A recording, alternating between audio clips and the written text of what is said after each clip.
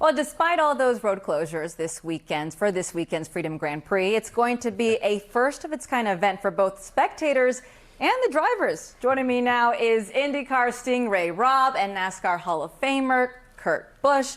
You both are preparing to compete in the Freedom 250 Grand Prix this weekend. You on Saturday, you on Sunday. So thank you both for joining us. Thank you. No, it's tough to kind of follow up the road closure thing, but we get to go have the fun on track. So Very much so. It's quite the privilege and the honor to race around the Capitol. And we're very glad to have both of you. I know first though, Kurt, I do, on behalf of all of us and our viewers, we're very sorry for the recent loss of your brother, Kyle. The two of you together are the winningest siblings in NASCAR history, and that's how most of us are used to watching you race, so on the NASCAR track. So this is a little different this time. So what's it like being part of this historic race in Washington, D.C.? First of all, thank you. It's a tough loss still, and it's just each side my belt in the car, though. I get to go do a fun job and honor to him race, and do a fun job. Very much so. He's rolling with me, and of course his son Brexton helping him with racing. But this event, this is just one of those once in a lifetime events. The field, the atmosphere, you know, both days,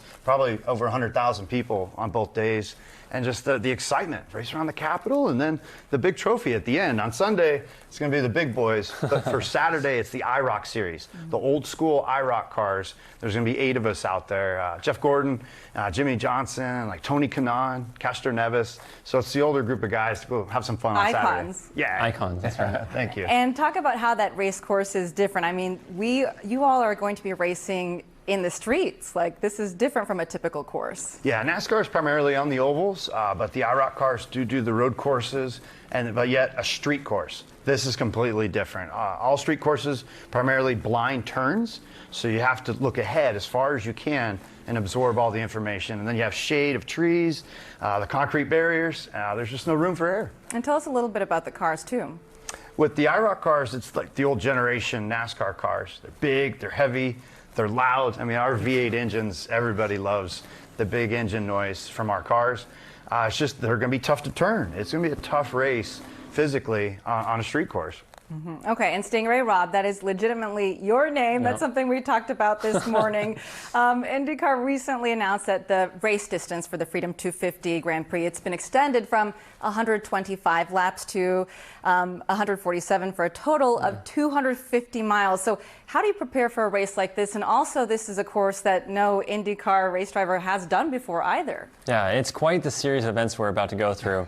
This is a huge opportunity for us, first off, to celebrate our country and whatever freedoms we've been given to have an opportunity like this. So I'm excited to be a part of history in this once-in-a-lifetime event. So normally we're racing around tracks that are legendary. We get to build a legendary track this weekend.